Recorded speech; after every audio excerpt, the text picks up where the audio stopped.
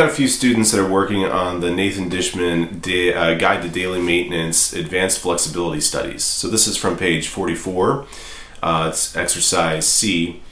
We talked about recording and listening at half speed, and I think that's really important. But I think the other thing to think about is some of the actual technique things that are behind this slur. So the first thing is this is a lip slur, not an articulated exercise. With the articulation, we actually get what I call the articulation bump, but it's also the assist, right? So the tongue creates a little bit of back pressure, and that helps you either ascend up into the higher slurs or down into the lower slurs.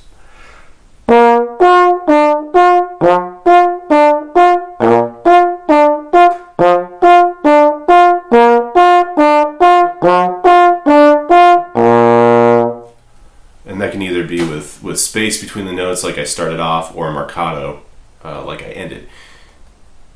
The thing to think about with the slurs is you're trying to not use the tongue articulation to assist the actual notes. So what I like to think about here is actually my tongue placement within the oral cavity. As I ascend, my tongue's going to go up. As I descend, my tongue's going to go down. This is going to speed up or slow down the air. Now I'm using this motion because that's how I describe where my tongue is in my mouth. Obviously, my tongue's not actually up here because that would be up near my eyeballs. That would be great. So, the other way of thinking about the tongue placement is with vowel sounds. So, if I think oh, my tongue's pretty low. If I think ooh, my tongue's a little higher. Ah, a little higher. E.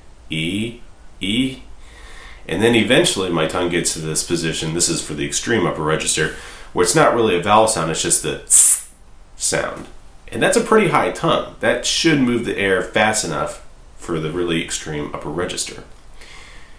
So all of this goes to say that your tongue is going to be moving around in the oral cavity in order to speed up or slow down the air, depending on where you are in the slur.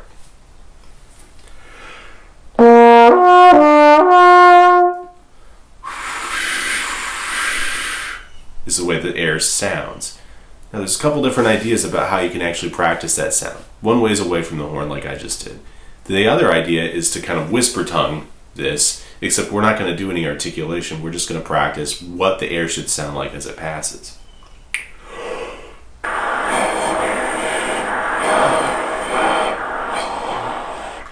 And you can take a breath anytime you need to. The idea being that you can hear that air speeding up or slowing down depending on where you are in the slur. Now, one final idea just to mention about this slur is we're going up into the F partial, which is on the sixth partial. It's a very sharp partial, so we're going to have to lower that. So if you notice, I'm actually moving my slide out every time I play an F.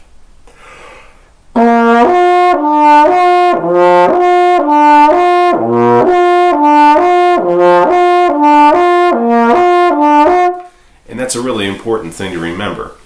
What I do when I practice this sort of thing is sometimes I go through and I put a drone just for the key that I'm in. So this one I'm in B flat. I put that drone on B flat to make sure that I'm really honed in on that.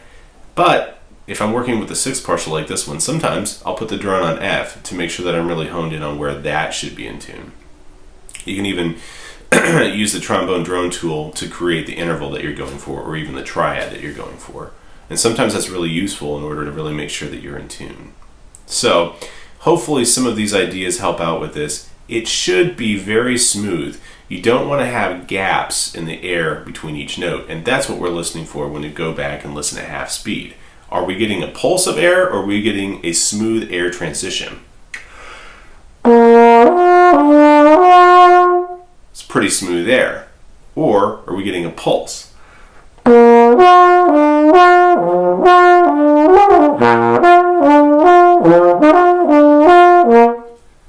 One of the ways of knowing that you're getting a pulse is by hearing all of those inconsistencies. As you could tell, it was pretty inconsistent for me. Now, some people can get pretty good at this, but it's still not the most efficient way to play. So you want to be thinking about your efficiencies with this as well. Can I get through the whole line at a fairly moderate tempo without running out of air?